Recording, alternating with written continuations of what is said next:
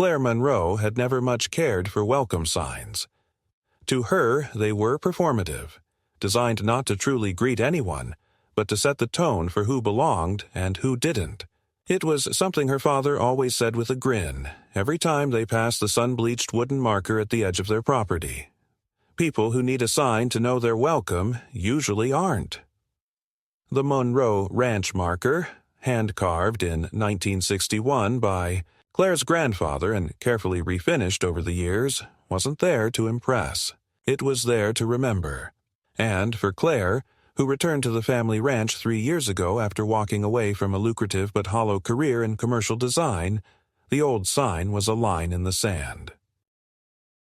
It wasn't just a piece of wood.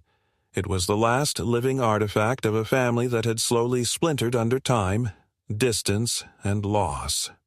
The ranch sat on a ridge that overlooked what had once been endless oak and scrubland. Over the decades, however, the view had morphed into a mosaic of gated driveways, artificial ponds, Mediterranean tile roofs, and winding, decorative roads with names like Amber Grove Lane and Sunset Pine Circle. The transformation was slow but relentless. What used to be a town with space and breadth was now a curated landscape, manicured to meet certain aesthetic standards determined by architectural committees and residential boards, the kind Claire had once worked for before she'd had enough. Her property remained one of the last privately owned parcels not absorbed into the surrounding development, and this simple fact irritated more than a few of her new neighbors. But Claire wasn't confrontational by nature. She rarely responded to the occasional suggestion letter slid into her mailbox or the sudden surge in unsolicited maintenance assistance offers. She stayed on her side of the line, kept the land clean, paid her taxes, repaired the fencing herself, and didn't trouble anyone. Or so she thought. It was late April when she noticed the first change. After returning from a 3-day visit to her aunt in Sacramento, Claire stopped short halfway down the long dirt road leading to her gate. Something was wrong. Her eyes locked immediately on the edge of her property, where the familiar Monroe Ranch sign used to stand beneath the shade of a California pepper tree. In its place now towered a glistening white vinyl banner, stretched taut between 2 gleaming aluminum poles anchored in fresh concrete. Its bold serif font read, "Welcome to Hillside Commons, a vision of modern community." At the bottom, in smaller print, was the tagline, "Where tradition meets progress." The banner was so aggressively bright under the afternoon sun that Claire had to squint. Her sign wasn't just covered. It was gone, seemingly removed and replaced as though it had never existed. For a few minutes, she simply stood by her truck in stunned silence, staring at the banner. There was no obvious contact number, no logo, no signature. It had the sanitized anonymity of corporate messaging, generic, polished, and utterly devoid of human context. Claire's hands clenched at her sides, not from rage, but from the disorienting sense of displacement. It wasn't just her sign that was gone. It was a memory, a root, a piece of identity. The ranch had been Monroe land long before the Hillside Commons neighborhood existed, and yet this banner had the audacity to erase that history with a sterile slogan and some bolts drilled into concrete. After collecting herself, Claire inspected the ground where the original post had been anchored. The soil was still loose, clearly disturbed in the last 48 hours. There were deep impressions from what looked like heavy tools or stabilizers. A few wood fragments lay discarded near the roadside ditch, too splintered to be salvaged. Claire picked up a piece and turned it in her palm. She recognized the varnish. It was from the lower left side of the Monroe marker.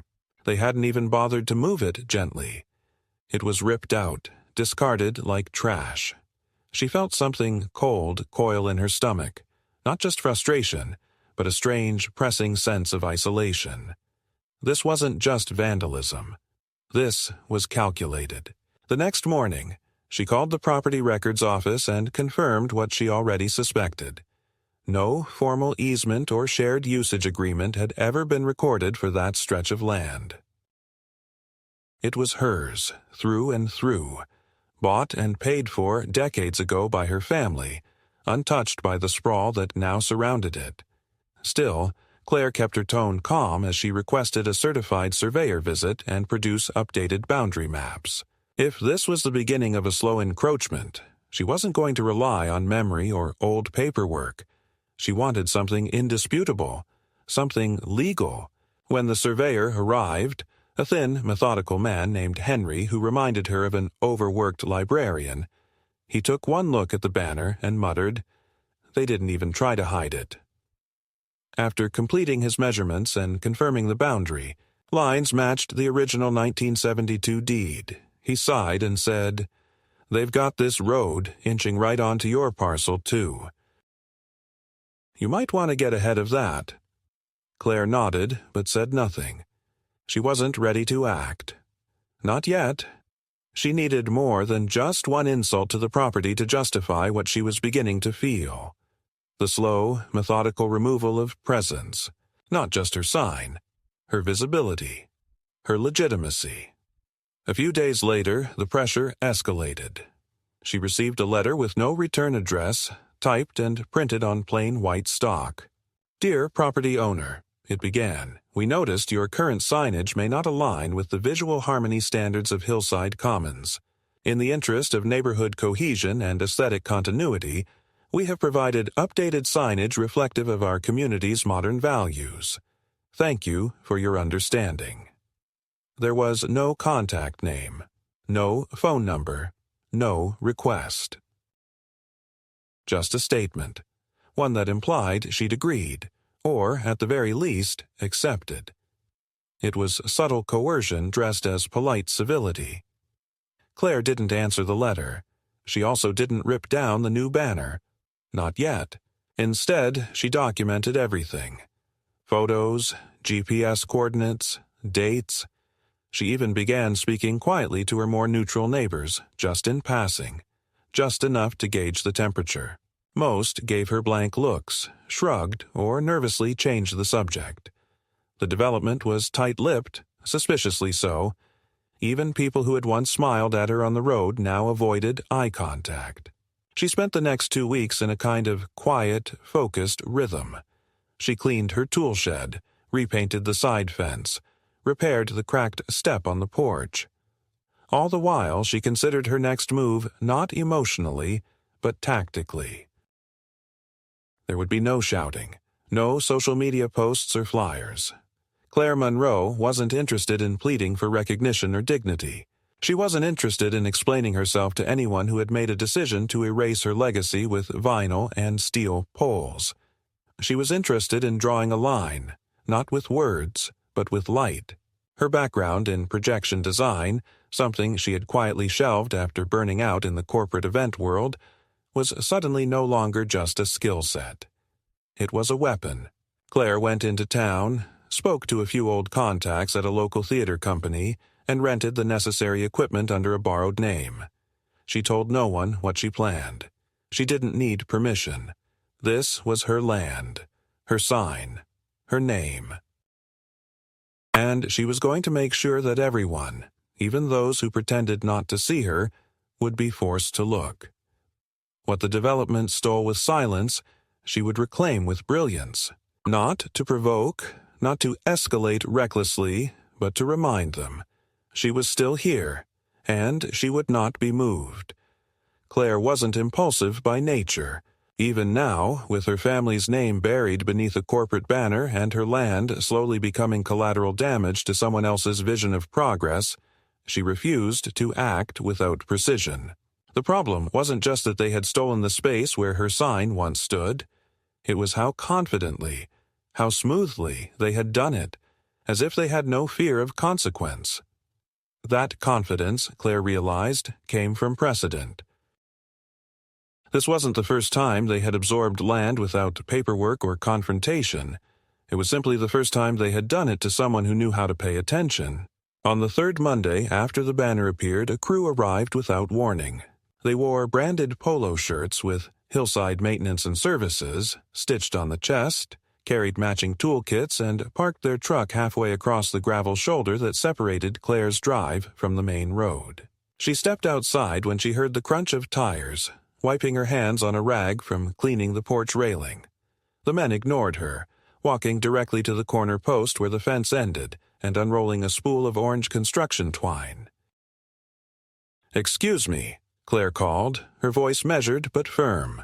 One of the workers glanced up with the wary patience of someone who had been through this before. "Routine, boundary, realignment," he said flatly. "We're extending the visual buffer zone, per updated planning metrics."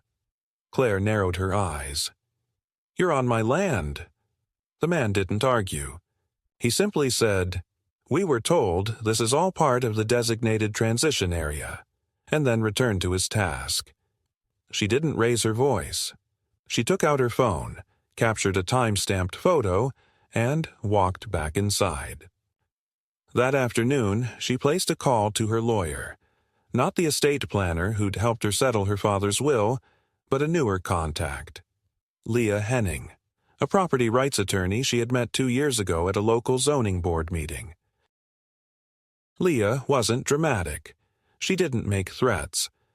What she did have was an impeccable record in land use litigation and a calm, almost surgical ability to deconstruct legal ambiguity. After hearing Claire's account, she responded with a quiet, "Let me look into this," and by the following morning, she had already requested the latest parcel maps, city planning updates, and permit applications for anything filed within a quarter-mile radius of Claire's property. The results were unsettling. Over the past 7 months, Hillside Commons had been submitting a series of incremental applications, each one small enough to avoid triggering a formal public review. Sidewalk extensions, lighting upgrades, drainage adjustments, landscaping trials. But, taken together, they formed a creeping footprint that nudged its way closer to Claire's land with each submission. According to the permit descriptions, several of the projects were marked adjacent to undeveloped transition parcels. That language was no accident.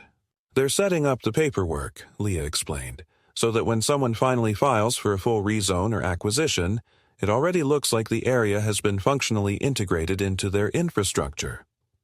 Claire listened carefully. "They're papering over ownership," she said quietly. Leah didn't disagree. In the days that followed, Claire noticed subtle but deliberate changes. Her mailbox, a sturdy metal one installed by her father and cemented directly into the ground, vanished. It wasn't knocked over or vandalized. It was removed entirely, cleanly, as if someone had unscrewed it and hauled it away. When she called the post office, they informed her that her delivery had been suspended due to access concerns related to development zone interference. Claire asked for clarification. They said someone from Hillside Commons had reported that her box was obstructing pedestrian flow for newly installed curb infrastructure, and without a formal dispute on file, they had no reason not to follow the request. She filed the dispute the same day, but it would take weeks to process. In the meantime, her mail was redirected to a holding center 10 miles out of town. What irritated her wasn't just the inconvenience, it was the implication. They were erasing the daily functions of her independence, one system at a time, and yet each move was small enough to appear accidental. A mailbox, a banner, some string and stakes in the ground. Nothing explosive. But collectively, it felt like the foundation of her presence was being dismantled in slow motion. Claire adjusted accordingly. She installed a temporary lockbox at the gate and informed Leah of the development. Leah responded by drafting a cease and desist letter addressed to both Hillside Maintenance and the managing board of Hillside Commons. It was stern but not aggressive, citing the specific code violations related to unauthorized encroachment and the legal precedent for punitive damages in the case of documented, repeated land use interference.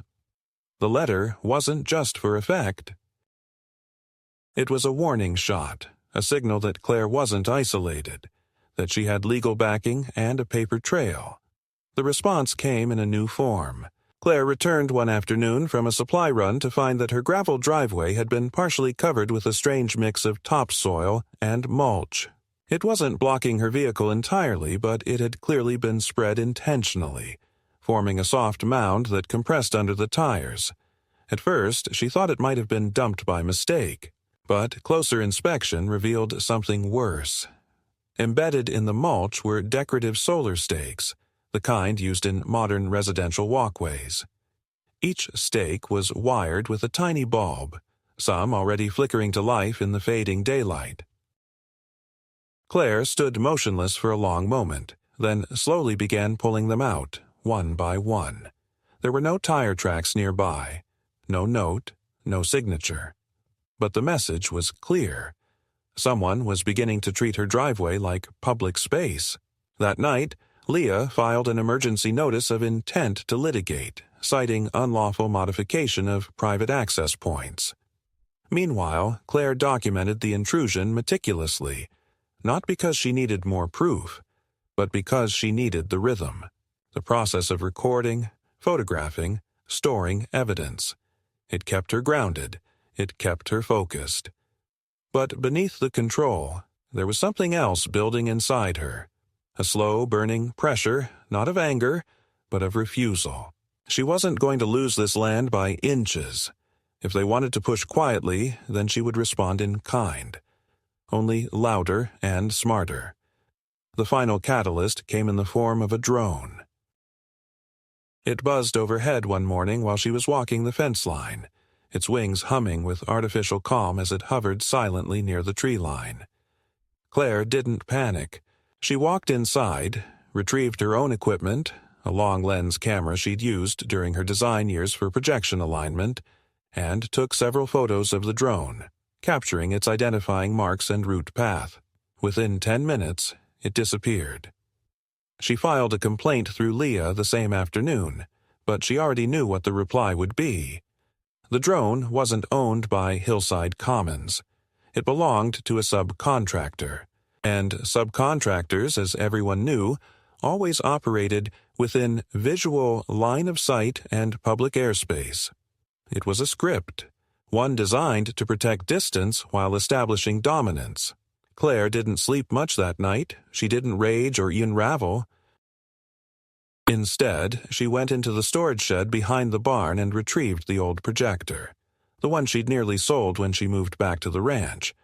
She cleaned the lens, repaired the power housing, ordered parts for remote activation and mounting.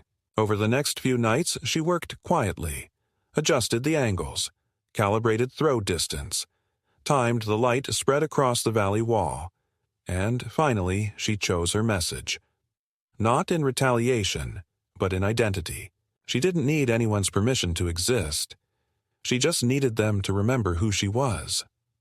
Claire had spent years refining her sense of timing. In her former life, she had orchestrated entire spectacles with nothing but invisible cues, silent counts, dimmer pulses, keystroke delays that would cue light to shift a tenth of a second after the sound hit. Precision wasn't just useful, it was armor. And now, with the projector rigged, the throw angle tested, and her message finalized, she found herself standing in the back pasture of her family's land just after dusk, watching the wind ripple over the field like a breathing animal. She didn't rush. She waited until the lights in the Hillside Commons clubhouse began to glow. Soft yellow chandeliers, flickering through tinted glass, preparing for what the community calendar described as Spring Integration Mixer, a euphemism for yet another. Wine-soaked evening of selective networking and exclusionary smiles. At precisely 7:42 p.m., Claire pressed the remote. The projection ignited like a silent explosion. On the clubhouse's smooth southern wall, which stood directly opposite her ridge, the words unfurled in stark, unrelenting white. Monroe Ranch, private land since 1961. No flourish, no logo, no color. Just words, 7 feet high and crisp as if etched in moonlight. She watched the letters lock into place and waited. The beam was silent, unmoving. It didn't flicker, it didn't dance. It simply stood there, undeniable. For 37 minutes, no one from Hillside moved. There was no response, no sirens, no knock at her door. But at 8:21, 2 men emerged from the clubhouse and walked the perimeter with flashlights trying to trace the source. They pointed vaguely toward the ridge but didn't cross the boundary fence. She suspected they didn't even know where the boundary began. That pleased her. By morning, the projection was gone. Claire had shut it down after the mixer ended, packed away the unit, and returned it to its case. It had served its purpose. She wasn't looking to make it permanent. She was looking to imprint it in memory. A controlled detonation of visibility. Her sign hadn't disappeared. It had been amplified. The response was not immediate, but it was layered. Within 48 hours, she received a parcel envelope left unsealed at her gate. Inside was a formal notification titled Visual Encroachment Incident. The letter, printed on high-gloss paper with an embossed watermark, stated that recent unauthorized visual interference had disrupted a community-organized event and violated local ordinances regarding projected light disturbances. It warned of further legal steps if such action continued and included a clause referencing potential property value deflation caused by off-site activations. No signature. No contact number, just a tone of paper-thin authority propped up by the appearance of formality. Claire handed the letter to Leah, who snorted quietly and filed it. "They're fishing," she said, "trying to bait you into violating something real." Claire nodded. "They won't get that chance." But the tone had changed. There was a quiet hostility now, not overt, but present in everything. The air felt watched. Foot traffic near her gate increased. Trash appeared in the drainage ditch that hadn't been there before. One morning she found a dead crow laid out precisely on her welcome mat. Not bloodied, just stiff, as if placed deliberately. She buried it without comment. Then came the zoning request. Leah sent her an email with the subject line, "We're here." Attached was a scanned application submitted to the county zoning office by Hillside Commons Planning Committee. The request was to designate the entire eastern ridge, including Claire's land, as part of a historical greenway overlay, a seemingly innocent initiative aimed at preserving the visual integrity of the natural topography. The catch? Such a designation came with binding aesthetic restrictions, limiting any further development, lighting, signage, or visual modification without board approval. It didn't seize the land. It simply made it unusable. The document claimed majority stakeholder approval from local parcel holders, but when Leah cross-referenced the signature list, only 5 names had endorsed the proposal. All current board members of Hillside Commons. No neighbors. No neutral landowners. Just them, signing for themselves. Claire didn't panic. She met Leah at the county clerk's office and formally submitted a challenge, including notarized land ownership documents, dated property surveys, and a transcript of the registered cease and desist previously ignored by the committee. They weren't just going to block the overlay. They were going to use the filing to expose Hillside's tactics. Still, Hillside did not relent. Within a week, they reinstalled the banner, this time larger, now stretching across not only the original post holes but extending 5 feet into the gravel pull-off. It was drilled directly into the roadbed, anchoring into what was undeniably Claire's access lane. Worse still, they installed a second banner perpendicular to the road, facing outbound traffic, as if to warn anyone leaving her ranch that they were now re-entering a more civilized world. Claire stood before the new installation the morning it went up. She didn't touch it. She didn't shout. She walked the perimeter slowly, inspecting the mounting brackets, noting the concrete density, the alignment angles. These weren't decorative stakes from a hardware store. These were municipal-grade fasteners, the kind used for street signage. Someone had drawn up plans. Someone had ordered parts. This was no longer ad hoc. It was architectural. That afternoon, Claire filed a private complaint with the Regional Road Use Council. Not through email, not by phone, but in person, delivering a binder of evidence including parcel maps, time-stamped photos, documentation of removed infrastructure, and a sworn statement outlining repeated instances of land interference. She dressed formally. She spoke clearly. She did not mention her projector. She presented herself not as a victim, but as a steward of the land under siege by a developer's ambition masked as neighborly cohesion.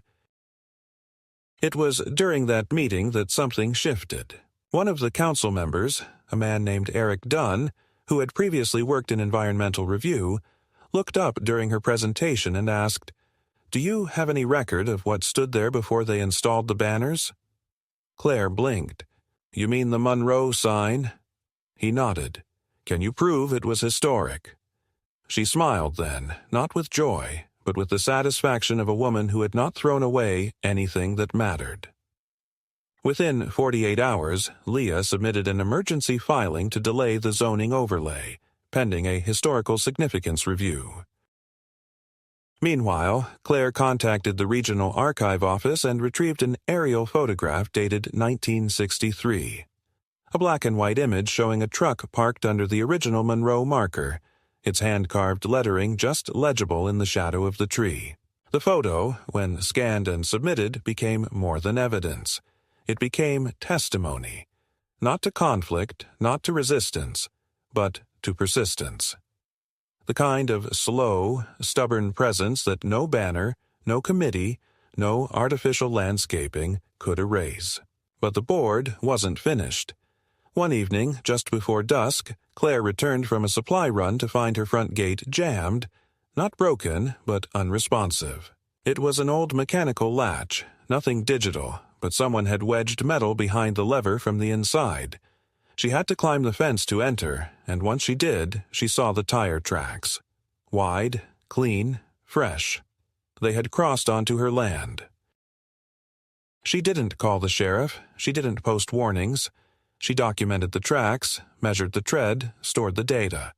The response would not be reactive. It would be surgical. Because now she knew something crucial. They had begun to overplay their hand. They no longer cared about plausible deniability.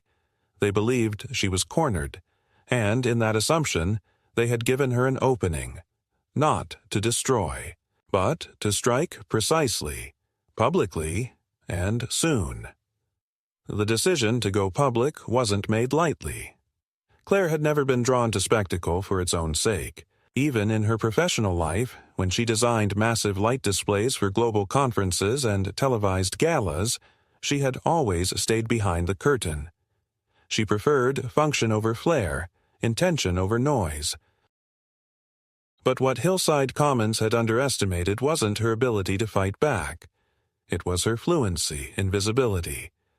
They had spent weeks reducing her presence, pretending her land was vacant, her name forgettable. But Claire knew better than anyone how to make people see what they'd been trained to ignore. 3 nights after the gate incident, she activated the projector again, this time from a mobile rig she had built using an old UTV, a steel mounting frame, and a 360-degree rotational motor she'd salvaged from her studio years ago. The message wasn't just words this time, it was motion. Across the side of the Hillside Commons clubhouse, she projected a silent loop.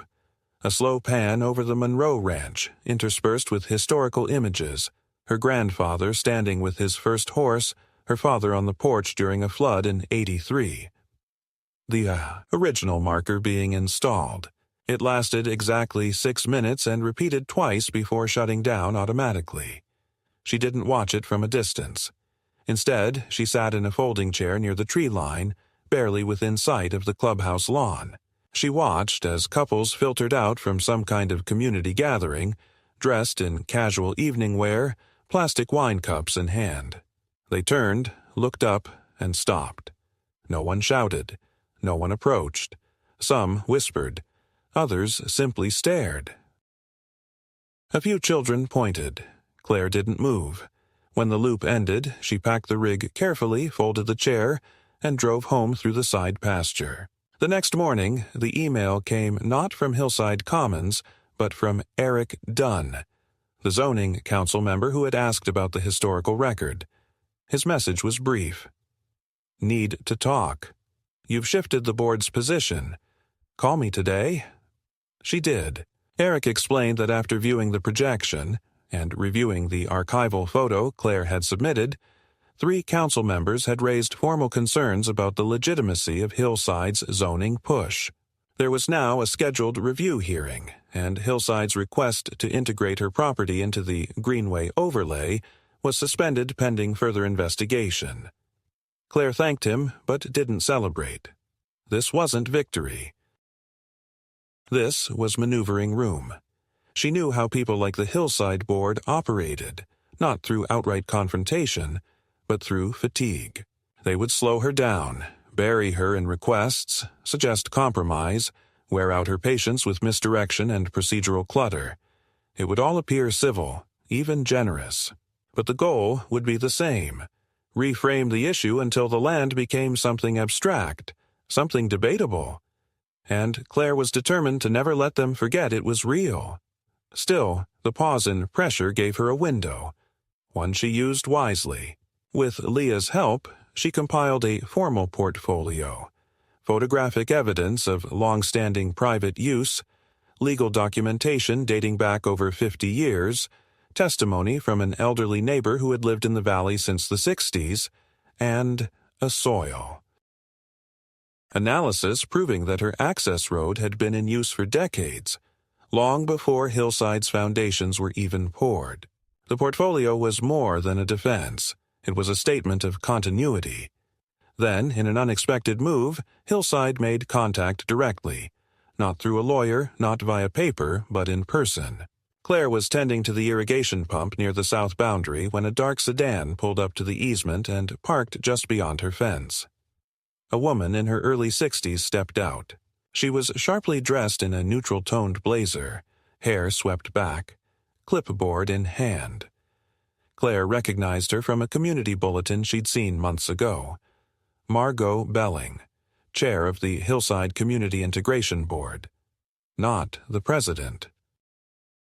Not the lawyer. The strategist. Margot approached slowly, stopping at the fence line. "Miss Monroe," she said with a rehearsed warmth. "Do you have a moment?" Claire stood up, brushing her hands against her jeans. She didn't answer immediately. Then she nodded once. Margot smiled. "I wanted to extend a personal invitation. To speak. Not through filings or attorneys. Just neighbors." Claire kept her face neutral. "Speak about what?" Margot tilted her head slightly. "About mutual interests.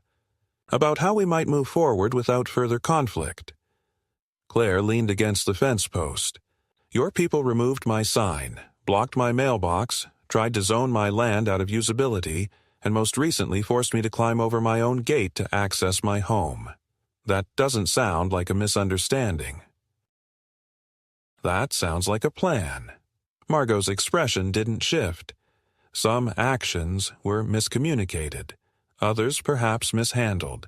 "I won't insult you by pretending otherwise, but we're at a juncture now, Miss Monroe. One where cooperation could benefit both parties. The truth is, our development plans for the Eastern Ridge are already in motion, but there's space to shape the narrative if you're willing to work with us. Visibility is a powerful tool. You've demonstrated that. I think there's an opportunity here for shared messaging." Claire stared at her. "You want me to rebrand my identity to match your brochure?"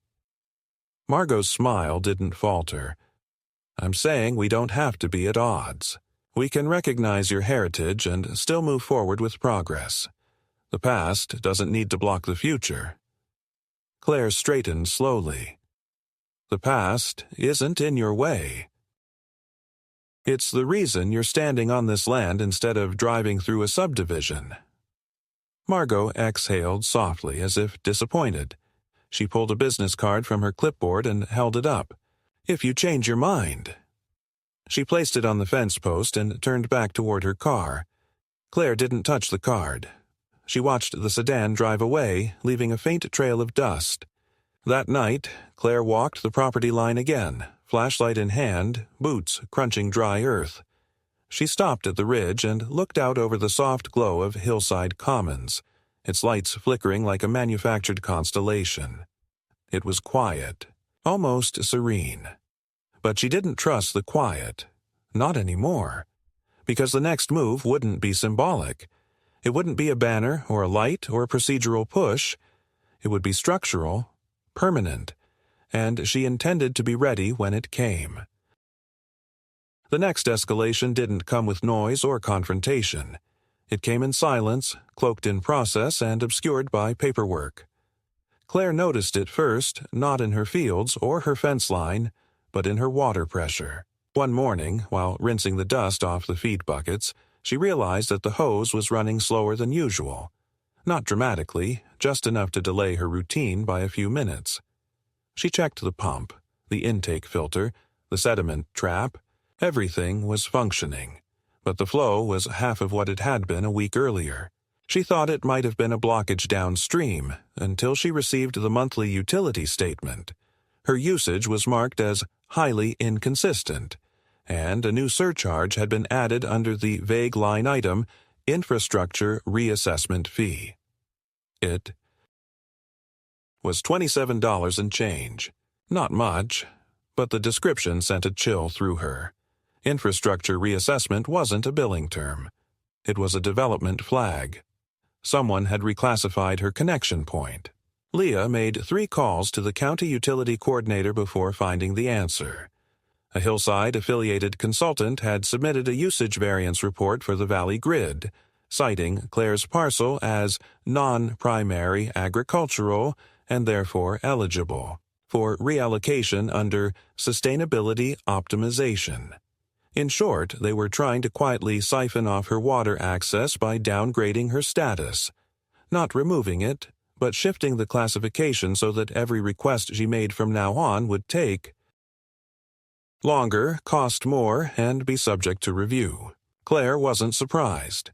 She'd seen similar tactics used in commercial redevelopment zones, starve the outlier of support until they're forced to comply. But this wasn't a shopping plaza. This was her home.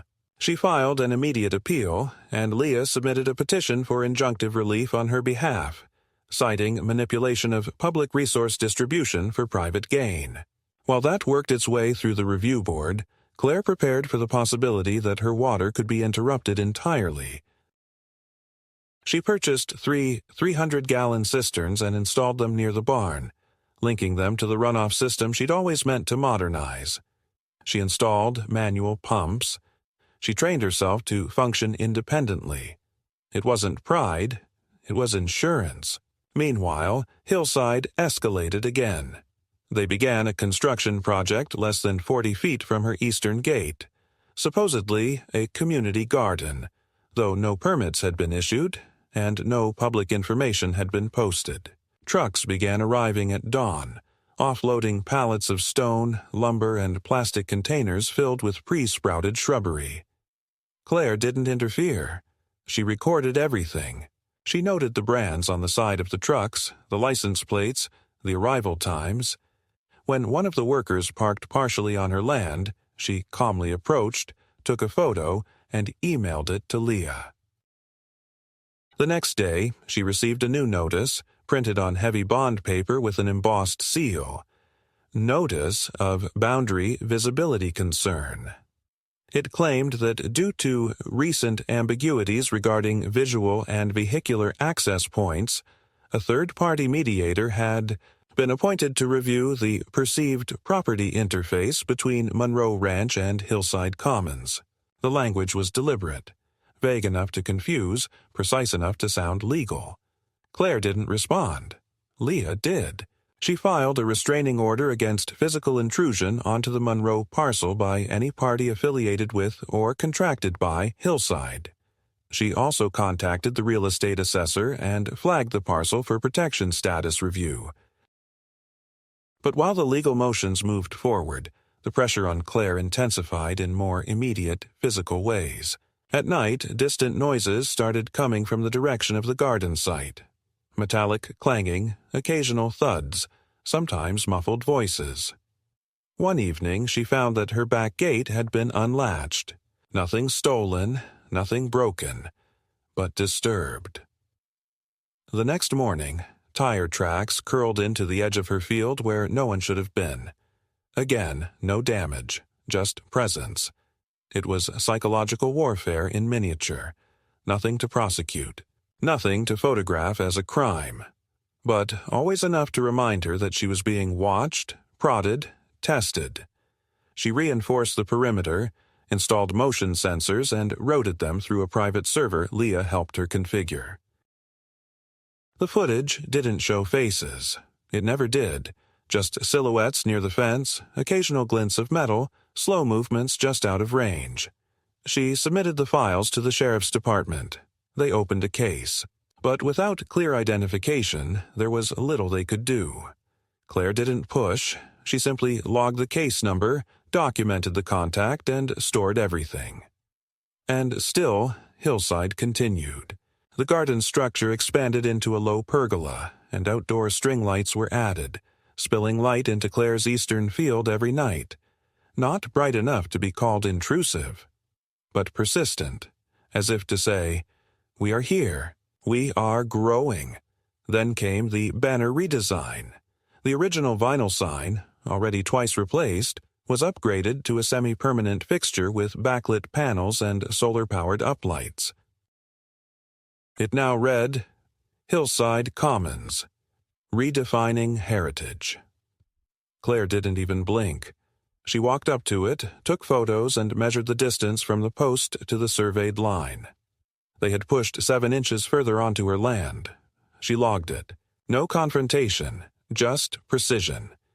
Then one afternoon she received a call from Leah, her voice tight, clipped. "You're going to want to see this in person." Claire drove into town, met her at the county registrar's office, and was handed a flyer pulled from a public notice board.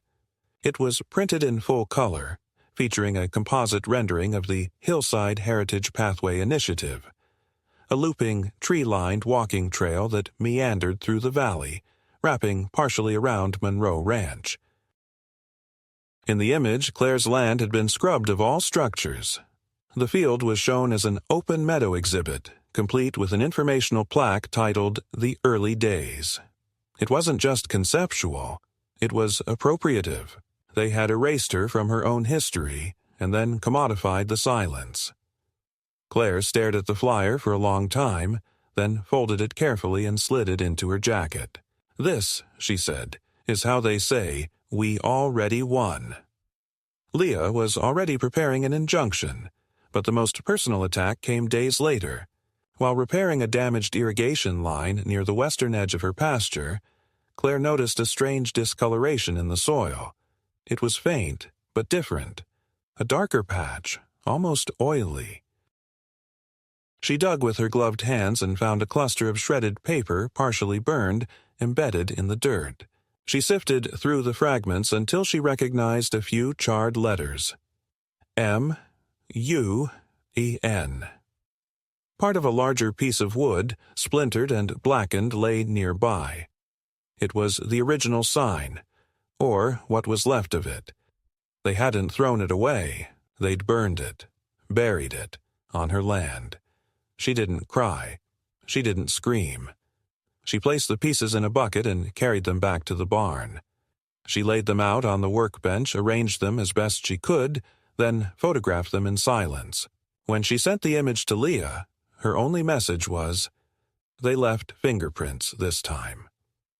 That evening, she submitted a property damage report to the sheriff's department, requested forensic retrieval, and filed an incident record with the county.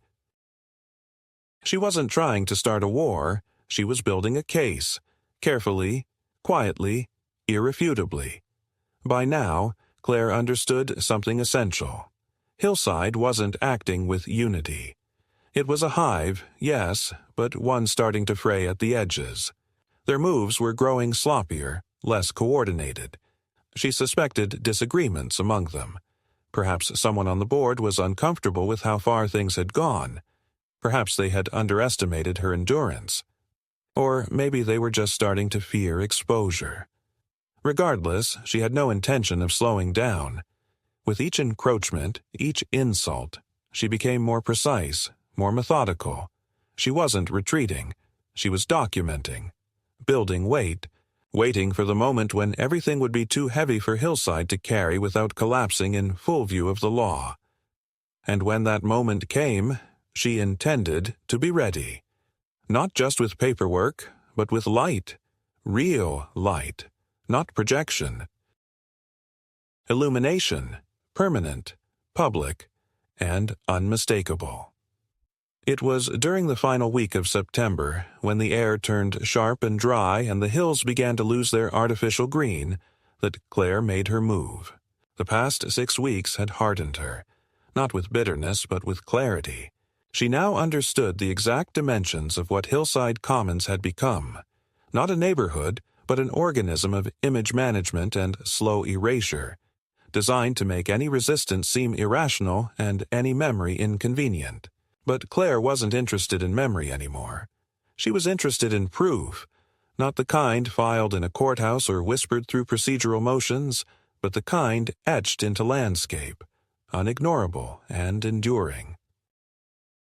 The plan took shape over long nights as she sat in the loft above the barn reviewing zoning language and building code exceptions. She consulted not only Leah but also an independent land use consultant based 3 towns over, a semi-retired planner who agreed, after reading her compiled documentation, that what Hillside had done bordered on civil manipulation with intent to convert. It wasn't a legal term, but it was a precise description. Claire had enough material now to trigger a full municipal review, but she wanted more than legal victory. She wanted architectural confrontation, something permanent, functional, undeniable, something that would turn the entire dynamic on its head. So she filed for a permit, not under her name, not for a dwelling or fence or road access, but for a privately funded commemorative light sculpture, a legal installation, modest in structure, fixed at the top of the ridge facing Hillside's central clubhouse. It required only a low-voltage infrastructure review and an electrical safety inspection, both of which passed in 3 days. The design, a minimalist frame housing a recessed grid of custom-made LED beams, configured to project a vertical text array at twilight. No moving parts, no noise, no public disturbance. And entirely compliant with local signage statutes for artistic installation on private rural land. The unit was installed quietly by 2 technicians from a theater supply company who didn't ask questions. Claire provided the final configuration code herself, hardwired into a weather-sealed relay switch. She tested it once, in secret. Then she waited. The Hillside board meeting was scheduled for Friday evening, with full attendance required due to the upcoming zoning panel appearance. Claire knew this because one of her former clients, a lighting engineer now embedded in the development's private vendor network, had shared a copy of the internal memo. He didn't offer help. Just a single line in his email. "They're not ready for what you're about to do." At precisely 6:58 p.m., Claire flipped the switch. The effect was immediate. From the ridge behind Monroe Ranch, a shaft of cold white light cut through the dusk and landed, perfectly aligned across the eastern facade of the Hillside Clubhouse. The projection did not waver. It did not distort. It read in unblinking clarity, "This land remembers." Beneath it, in smaller script, "Monroe Ranch, established 1961. Private, unrelinquished." It was not graffiti. It was not protest. It was declaration, wrapped in legality, wrapped in history, and framed by architecture they could not touch. The clubhouse lights flickered. Voices rose in confusion. A few people exited the building, shading their eyes. Claire stood at the base of the ridge, arms crossed, backlit by the slow settling dark. She didn't speak. She didn't wave. She simply watched as the development, the one that had tried so hard to erase her, was forced to sit beneath her name, in her words, under a light that was not theirs to dim. Within the hour, a patrol unit arrived at the boundary fence. 2 deputies. Claire greeted them calmly, handed over a copy of her permit, her installation approval, and the property documentation. The officers made a few notes, nodded, and left. Hillside could do nothing. The sculpture violated no law. It made no sound. It disrupted no utilities. It merely existed. A ghost made solid. A lineage restored in full view of the people who had tried to overwrite it. By Saturday morning, Claire's name was on every resident form in Hillside. The majority of posts were confused, some angry, a few admiring. There were questions about what the light meant, who installed it, whether it would stay. Some speculated that it was temporary, a last gasp of protest. Others assumed it was part of a town initiative. But no one could deny what it said. No one could unread the words. And by noon, Margot Belling requested a closed-door emergency board session. Leah called shortly after. "They've backed off the zoning petition," she said. "No official withdrawal yet, but they've halted all forward movement. Your historical status request is moving ahead, and the county has frozen the infrastructure overlay around your land pending review." Claire thanked her, her voice calm. But inside, something heavy had lifted, not just the weight of conflict, but the pressure of erasure. That evening, Claire walked the line again. The projection ran once more, exactly at dusk. She stood beside it, hands in her pockets, and listened to the silence. There were no cars tonight, no workers, no shadows moving along her fence line, only the hum of the LED array and the steady truth it carved into the night. She wasn't fighting anymore. She was present. She was recorded, and she had turned the edge of their progress into a mirror. In the weeks that followed, the valley changed its rhythm. The construction near Claire's eastern fence line halted abruptly. Pallets left untouched, the pergola unfinished, flower beds partially dug and abandoned in asymmetry. The workers, who had once arrived with quiet certainty and clipped conversation, stopped coming entirely. Hillside's garden project was now listed in their quarterly newsletter as on indefinite pause due to budget reevaluation. But Claire knew better. There had been no budget shift. Only a reckoning. The boundary they'd tried to blur was now backlit and undeniable, and the narrative they had so carefully constructed, that the Monroe land was some forgotten outpost of outdated stubbornness, had shattered in the face of clean, lawful visibility. Claire hadn't screamed. She hadn't protested. She had simply outlasted them with strategy and presence. The LED sculpture remained untouched. Every evening at twilight, the grid came to life automatically, casting its message across the slope like a truth too large to bury. It wasn't aggressive. It didn't blink or pulse. It simply declared. And the longer it stood, the more undeniable it became.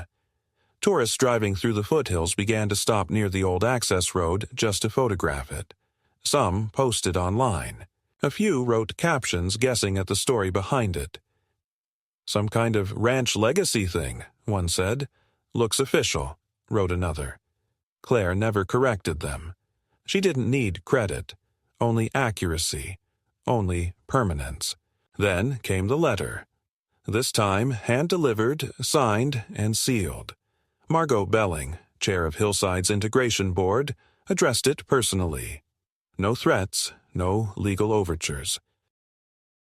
Just a single page expressing a formal recognition of the historic significance of the Monroe parcel, and an offer to enter into a visual boundary agreement ensuring mutual respect and non-interference moving forward. It was apology dressed as formality. Claire read it once, set it aside, and later drafted a short, clear reply. Agreed. Conditional on written acknowledgement of all prior encroachments and full cessation of development within 100 feet of the surveyed boundary line. It was not a request. It was a line drawn in stone. Within a week, the agreement was signed. The banners were removed quietly, without fanfare or replacement. The floodlights that had once lit the path to Claire's gate at awkward hours were turned off permanently. And though no one said it aloud, the clubhouse that once loomed like a soft-lit symbol of expansion now carried the faint afterimage of resistance, a memory projected, burned briefly into its walls, a warning in white. Claire didn't celebrate. She didn't announce victory or seek vindication. She went back to her routines, maintaining the pasture, servicing the irrigation, restoring the south fence. But there was a difference now. The mail came on time.